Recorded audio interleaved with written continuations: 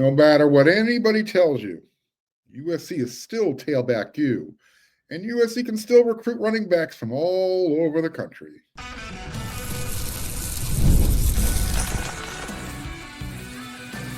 You are Locked On Trojans, your daily podcast on the USC Trojans. Part of the Locked On Podcast Network, your team every day.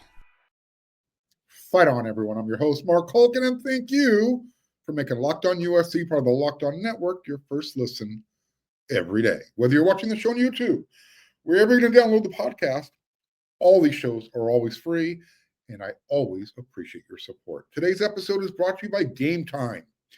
Download the Game Time app, create an account, and use code LOCKEDONCollege for $20 off your first purchase. USC's 2026 recruiting class picked up another piece of the puzzle. Tailback U. Remember USC? Used to run the ball like a religion. Heisman Trophy after Heisman Trophy was always about running backs. Well, USC has decided they're going to run the ball some more. USC they've added to its number 2 ranked 2026 recruiting class over the weekend. Running back Shahn Alston. He is considered the 133rd overall ranked player in the country. The number 13th ranked running back nationally, and the overall number 6 player from the state of Ohio. Alston, he decided to let everybody know, even though he made his decision quite a while ago. He's actually been a silent commit to USC for a few months, maybe even longer than that. Anyways, if you happen to watch the Navy All-American high school game, formerly known as the Army All-American game that's played in San Antonio, Shahn Alston took the time to make his commitment public, and he wants to be a USC Trojan. So the whole country was watching. Everyone saw the 5'10", 205-pound tailback pick up the hat, put it on, say, I want to be a USC Trojan. He picked USC over the other 2 finalists, Wisconsin and Penn State. USC lost to Penn State at home in overtime. Penn State just got knocked out of the playoffs, and USC handled Wisconsin earlier in the season as well, pretty easily at home. So you have a running back, part of the 2026 class, and he actually took a visit to USC back in November. That's when USC kind of handled Nebraska. Back then on that visit, he told the On3 network the visit was great. It was the best I've been on yet. I've already had high interest in USC, but this trip put them over the top. I'd say USC is a front runner in my recruitment, along with Penn State and Wisconsin. The meetings I had were definitely the biggest highlight. I built great connections, and I learned a lot. The USC campus tour was also great. I got a good feeling for the campus. I could see myself living there. Lastly, the game was great. I love seeing the running backs get after it. Me and Coach Jones mainly talked about stuff outside of football. We still had time to go over my film, along with some of USC's film to show me how I'd fit in on the offense as well. Coach Riley's meeting with me was also about how I'd fit in the offense and the benefits of coming to USC. Close the quote. All right. So if you want to say, all right, well, he probably committed to USC on his official visit, or at least when he was watching USC take care of Nebraska, safe bet. I'd go along with that. The fact that Anthony Jones Jr. and USC can still go into the heart of the Big Ten Conference country and yank one of the best running backs away from programs like Penn State, Wisconsin, I think that speaks volumes, especially since Coach Riley has been, kind of featuring his transfer running backs more than the one he's been recruiting. So it says a lot that USC can say, hey, you know what? I see potential in you. I want you to be part of our program. And the recruits can say, okay. And then we'll watch USC go out and get a running back out of the transfer portal for a year and be really successful. So what is USC getting? Well, you're getting a guy this past year as his junior. Remember, he's going into his senior season now. He carried the ball 131 times. He gained 1,100 yards, 15 touchdowns. If you're good at math, when you divide 1,100 by 131, that's 8.5 yards per touch. Really good.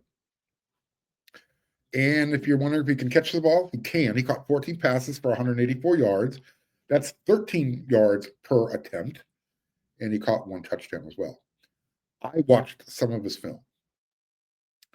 He's not going to wow you with his breakaway speed, but he has very good straight line football speed. And he reads the field really well. His combine numbers, they're not fast, but he's strong. I guess that's the best way to describe it. I mean, again, he's 5'10", 200 pounds. So he's got a good build, low center of gravity. His 40-yard dash, just to kind of show you how he's not fast, 4.63. That's not your typical running back speed, but that is good football speed. And when you watch him in pads, he looks fast enough. I said he's strong. Well, remember, as a junior, these were his numbers. He was benching 335 pounds. He was squatting 520 pounds. Not bad. I have a feeling he's going to get stronger as he gets older. The other reason why he wants to come to USC, he said, I love Lincoln Riley's offensive scheme. Now, this is important. Listen to this carefully.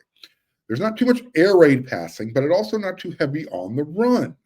I feel like it's a good balance. He, Coach Riley, loves to incorporate running backs out of the backfield, which is a role I feel like I thrive in. They run a lot of counter and duo plays, which I feel like I can also succeed at.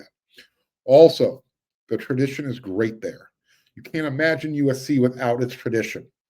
They're on the right path to getting back to it, and I hope to be a puzzle piece in the end result. So again, I love the fact that USC can still go into the heartland of America, pull elite talent. No sarcasm here. One of these days, this isn't a knock against Shahn Alston or any of the current running backs on USC's roster.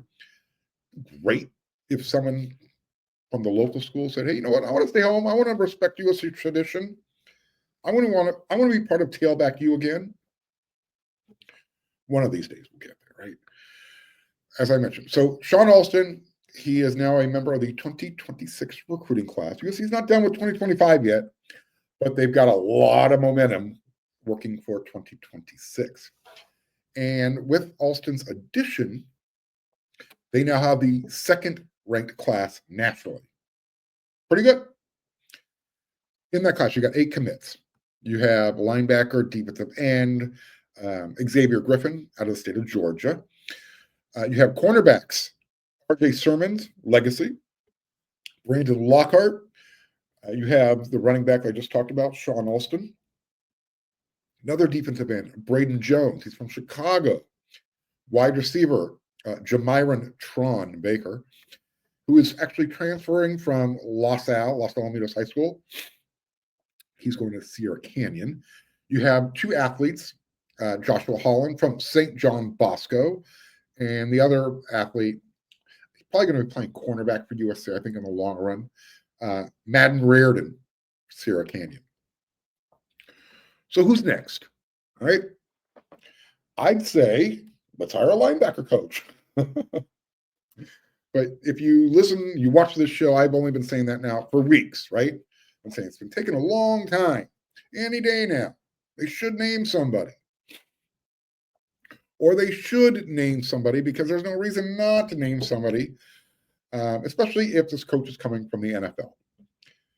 Now, we're down to 2 college football teams in the college football playoffs. The NFL playoffs have begun. Maybe an announcement is on the way. Again, my everyday listeners, my viewers of this show, you've heard me say that I think Coach Lynn knows who he wants. Probably already has him locked up. But he's, I guess, giving that coach the opportunity to finish his season wherever he's at right now. Okay, fine. I've floated the name Navarro Bowman. He is the San Diego Chargers' current linebacker coach. He has a relationship with Lynn going back to their days in college, Penn State. Charger season is over. And if you want to blame anybody for the Charger season being over, I'll give a little backhanded thank you to the former Oregon quarterback who turnover machine. Yeah, that's why that's why the LA Charger season is over. But I'd be surprised if it were a college coach. But you never know. You never know. I suppose it's possible. USC's next linebacker coach is coming from one of these programs that just got eliminated out of the playoffs. Maybe it's the name I floated a couple months ago, Robert Balla from the University of Washington. We'll find out soon enough. Again, I can't imagine it's going to take too much longer, but I don't know anything official. Just, rumor here, rumor there. What people kind of floated towards me. And when I hear something, I let you know about it. So we'll see. Oh, by the way, I'm not going to talk about it too much on this show, but men and women's hoops doing well. Yeah. Man, I didn't think they had a chance on their road trip. They kind of fell apart at the end against Indiana. Guess what, though? They went into Champaign, Illinois, beat the number 13 ranked Illinois Fighting Illini. Yeah. Did you know that was USC's first victory over a ranked opponent on the road since 2010? That's almost hard to believe considering how much talent they've had at that program. Nevertheless, that's a feather in Coach Musselman's hat. They went into Illinois with a team that is just put together this year, all transfer portal guys, save for Harrison Hornery, and just upset the number 13th ranked team in the country. Not bad, man. Not bad at all. And I believe the women of Troy were at home, and I believe they beat Penn State this weekend as well. So we'll see where the teams go from there, but that's a positive. Really good performance by the men. They did everything they needed to do, and they got a much-deserved win on the road in the big conference. So maybe there's hope for this team. We'll see. Long season ahead.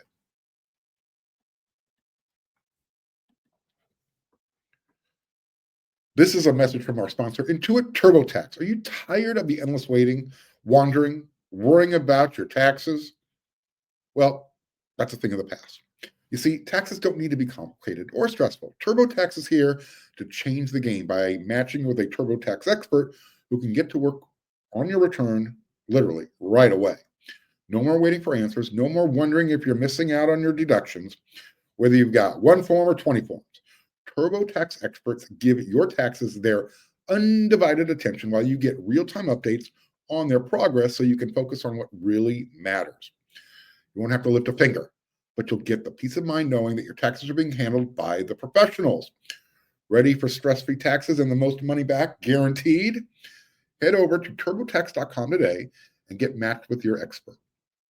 An expert who's ready to take your taxes off your plate so you can focus on your day. Only available with TurboTax Live full service, real-time updates only in the iOS mobile app. See guarantee details at turbotax.com/guarantees.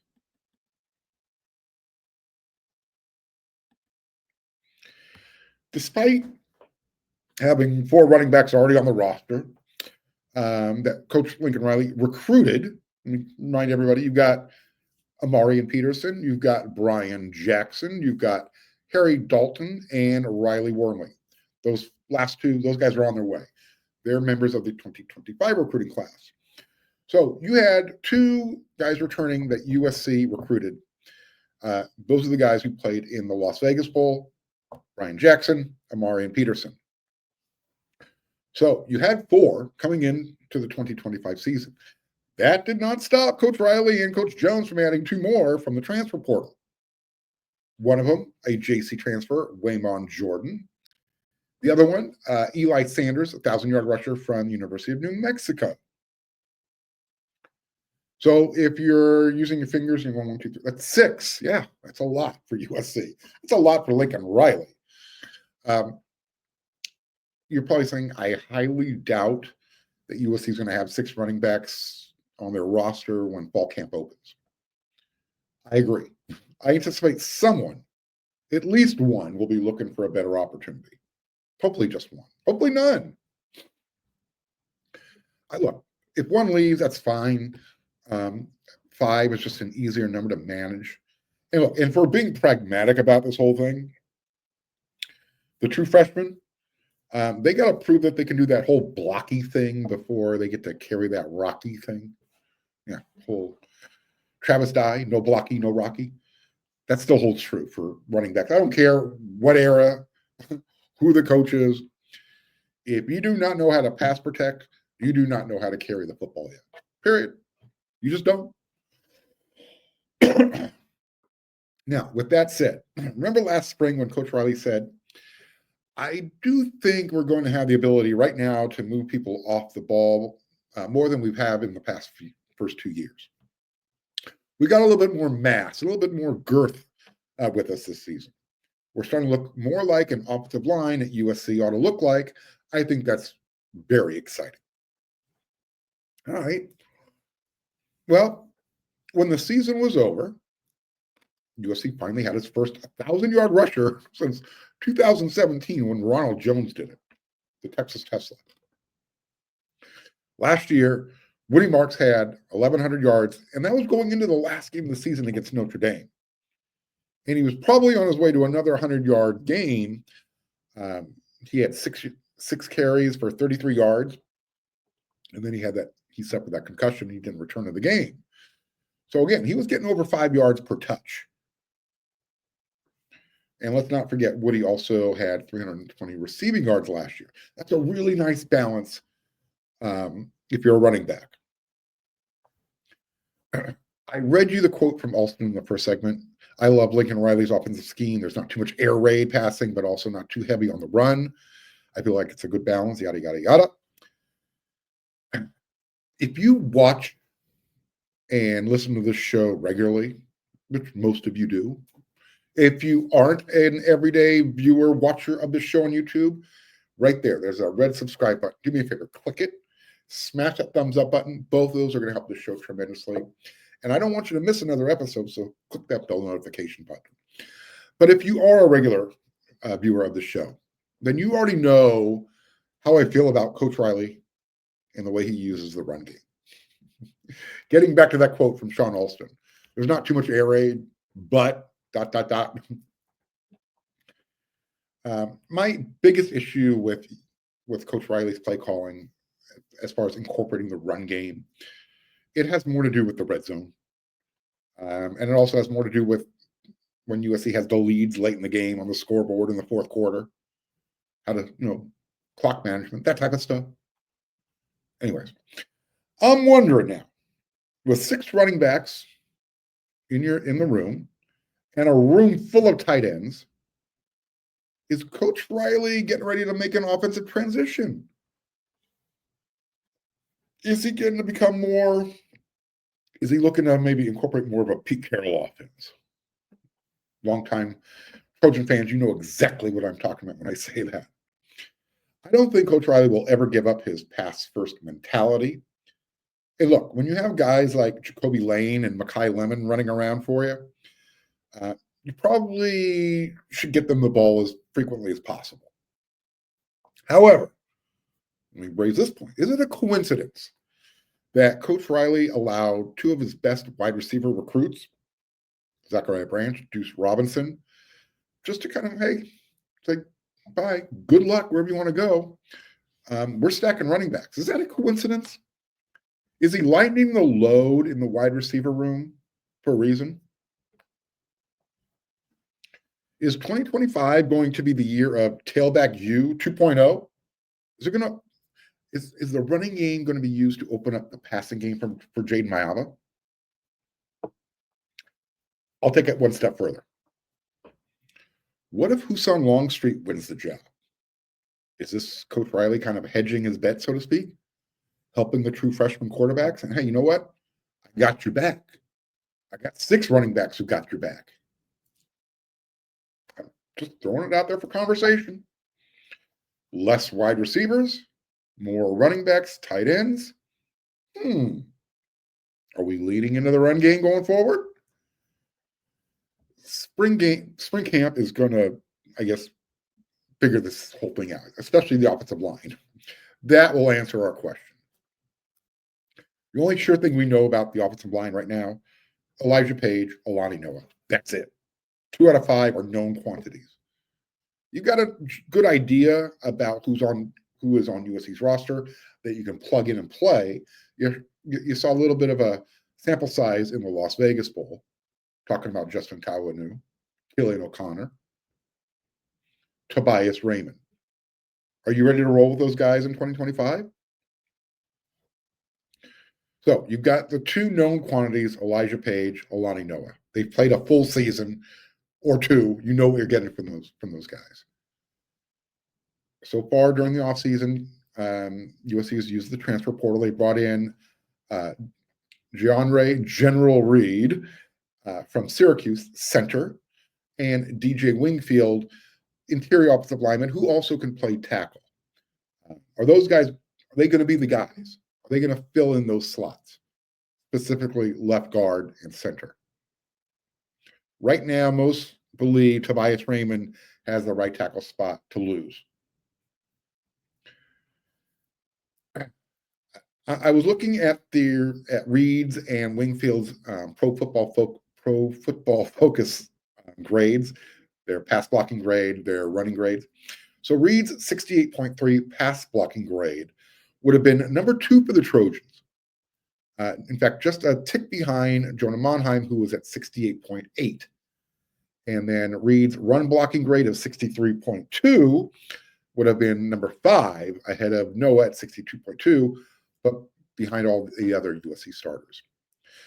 So it kind of gives you an indication there that Reed's strength right now would be pass protection. What about Wingfield? He finished the year with the nation's number 138th ranked overall grade, according to PFF. At guard, he was 63.8. Prignon was number 40 in the country overall at 71.8. Noah was number 183 with a 59.2 grade. Wingfield is a better run blocker than pass blocker. So it's kind of, you're kind of getting both.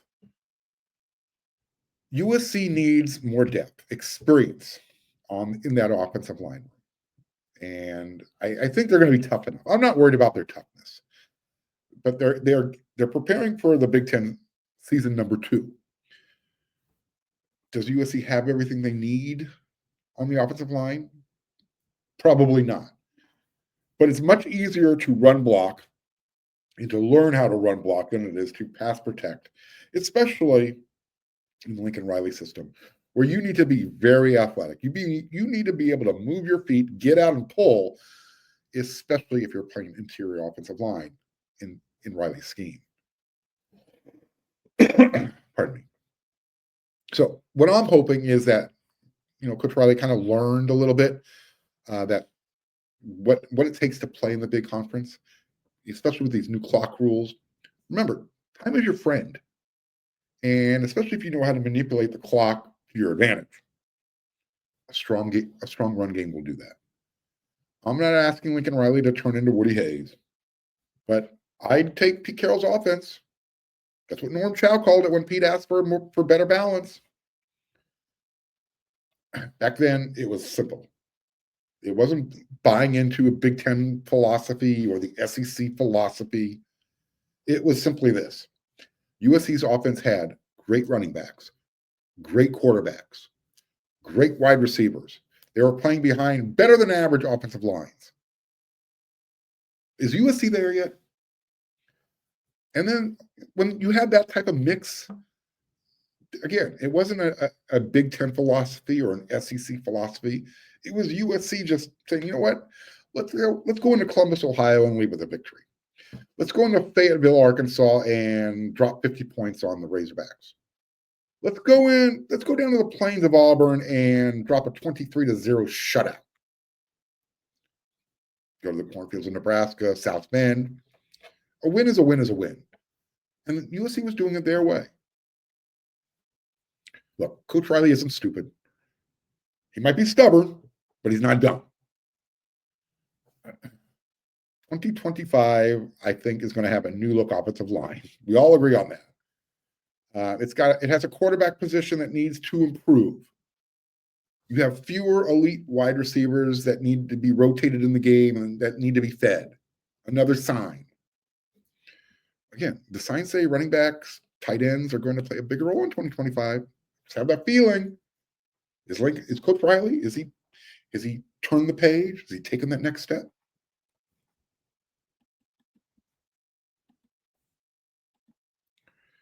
The 12-team playoff is nearly over. We're down to 2 teams. Ohio State, Notre Dame will play for the national championship. Look, if you had a chance to experience it, it's brought fans together like never before. It's been pretty popular. Game time is going to make it popular for you. If you want to get to that national championship game, hey, you want to go to a USC basketball game at Galen Center?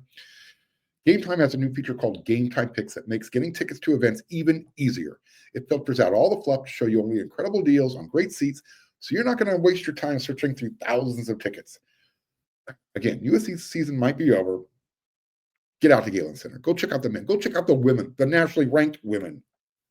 You already know how I love Game Time's view your seat before you check out.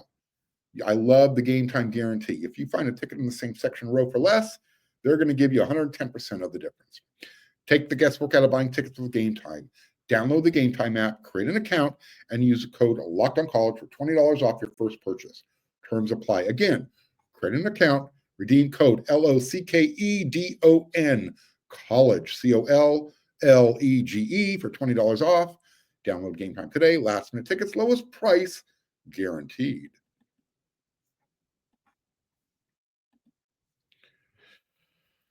USC, I think, has a lot more to offer than most programs when it comes to building a successful football program.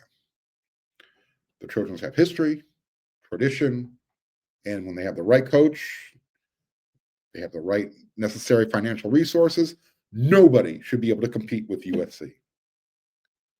So why is it taking so long for USC to get back to being successful, competing, making the playoffs? I wrote my Sundays takeaway column over there on wearesc.com. That's where you're going to head over when you're done watching this episode of Locked on USC. And I raised some questions. Again, why is it taking USC longer than it should? Just to kind of give you a brief recap. And I really want you to go over there, check out this article. I think it's really good. It's getting some really good feedback as well. Remember, Dr. Carol Folt, Mike Bone, they hired Coach Riley on November 28, 2021. Back then, even Paul Feinbaum was touching himself, throwing flowers all over the place. USC just hit a home run, cannot miss. Lincoln Riley is going to get these guys back to the promised land. Watch out, rest of college football, you screwed up. All right. In that first season, Trojans won 11 games. They added their eighth Heisman to their history. Things were looking smart. Same year, a few days, like a day after USC announced Lincoln Riley, Washington announced Kalen DeBoer as their head coach. In their first year, he went 10-2. Year 2, they're in the playoffs. Not bad. And then probably less than a week after USC and Washington named their head coaches, Notre Dame promoted Marcus Freeman to their permanent head coach. And guess what? Yeah. They're playing for the national championship in year 3. So, since USC's 11-win season, Heisman Trophy, they won 15 games combined in these last 2 years. I mentioned to you, DeBoer made the college football playoff in a 14 playoff field in his second year. He's now the head coach at Alabama. And USC fans are really, like myself, pushing the bile back down as they watch Marcus Freeman's Notre Dame Fighting Irish compete for the national championship next week against the Ohio State Buckeyes. Again, when it comes to history, tradition, college football, USC and Notre Dame, that's college football royalty. They're synonymous with each other. They just go hand in hand. They're part of Americana. And again, while the Huskies aren't quite on the same scale, they're still respected among the traditionalists like myself. Their program has actually been in the playoffs twice. USC has not been at all. And now Lincoln Riley is going into year 4 at USC. I cannot think of a reason or an excuse that can explain why Coach Riley's program is struggling to keep pace, first of all, with their number one rival, Notre Dame, let alone a Washington program that has fewer resources than USC. It can't be location. USC kicks both of those areas, both of those locations' butts. I mean, we're talking about Gray and Jury, Seattle. We're talking about South Bend. Enough said. I don't think anybody would say that Washington has a more fertile recruiting grounds than USC. I know Notre Dame won't say that. So what's the deal? I mean, remember when Coach Riley took over? He said that was going to be his worst roster he ever coaches at USC. Well, going into year 4 of the Lincoln Riley era, I'm not going to say the rosters have gotten worse. His records have 11-3, 8-5, 7-6. Anybody have an answer? I'm not going to read the entire article to you, but those are the bullet points. And look, I really don't want to hear, well, Lincoln Riley inherited a really bad situation. He took over what Clay Helton left him, a 4-8 program, crappy recruiting the 2 years before. You're right, absolutely, no disagreement. The cupboard, it wasn't bare, but it wasn't stocked to USC expectations. Nevertheless, 4-8 turned into 11-3 in 1 year. And that should have been enough stimulus, enough motivation, enough momentum for the recruits to say, make room for me, please. It hasn't really happened, though. Why? I'm looking for the answer. I'm trying to figure out why it's taking longer for USC to rebuild their Trojan dynasty and why other programs like Indiana can make the playoffs. And I get it, schedules, yada, yada, yada. Nothing is equal. Still, after USC went 11-3, and even after that Cotton Bowl loss, is this really the result of holding on to a defensive coordinator for 1 year too long? USC's defense wasn't the problem in 2024. They just had no luck. They were one play away. I'm not going to go down that road, but hit me up in the comments section. Let me know what's taking so long. I mean, if we're comparing apples to apples, location, recruiting ability, financial resources, NIL, let's look again, Washington, Notre Dame, they're not known for their NIL programs. Indiana, not known for NIL. And I get it, SMU, they play in an easier conference. I'm not comparing to that. I'm comparing to where USC should be in Lincoln Riley's 3rd year, going into his 4th year. And going into year number 4, it kind of feels like we're going into year number 2. And it shouldn't feel that way. All right, that's it for this episode. I will be back with another episode of Locked On USC tomorrow. That's what we do around here, 5 times a week, sometimes more. When you're done making this episode of Locked On USC, your first listen every day, thank you very much. Don't forget, Locked On College Football. Season's almost over. We got one more college football game to play, guys. I know I'll be watching it. I'll be biting my lip, sort of rooting for Ohio State under my breath. I don't know what I'll do if I have to watch Notre Dame win a national championship before USC. All right. Till the next episode, everyone, get on over there to wearec.com. Until then, everyone, you know what to do.